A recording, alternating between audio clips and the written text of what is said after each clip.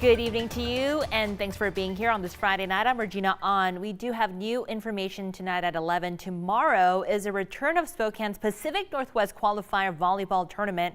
The annual event brings in thousands of people from all across the country and millions of dollars in revenue for our city. KREM 2's Joshua Robinson highlights the big emotions on the eve of the tournament and how officials are working to keep everyone safe.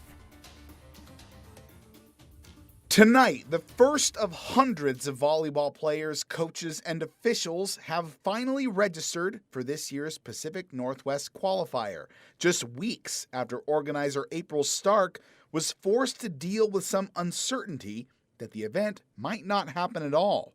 The last few weeks have been a whirlwind.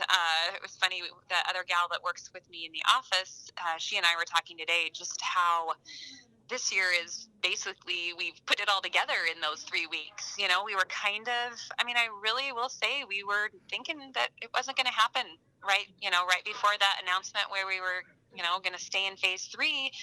And already this week, Stark says she can see immediate results from the decision to require new protocols for negative COVID tests and vaccine requirements. We are really glad that we have our protocols in place about the testing and the vaccination, because we've had some teams just this week with players that were either unable to play or full teams that actually had kids that were sick. So if we hadn't required that, and they would have come here, we don't know what would have happened. Some people are so grateful that we're requiring testing, and other people think it's silly. Why would we have to wear masks? And, if you're going to be negative, don't come.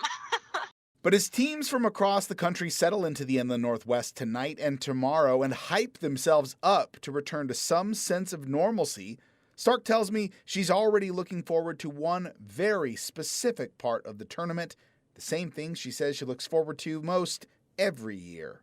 It is when we ask everyone to please rise for the national anthem, and it starts, and all the kids are on the courts, the coaches, the parents are there, and it makes me cry every time. Just one of what could be many emotional moments for players, coaches, and family alike when the tournament starts up tomorrow. Joshua Robinson, KREM 2 News.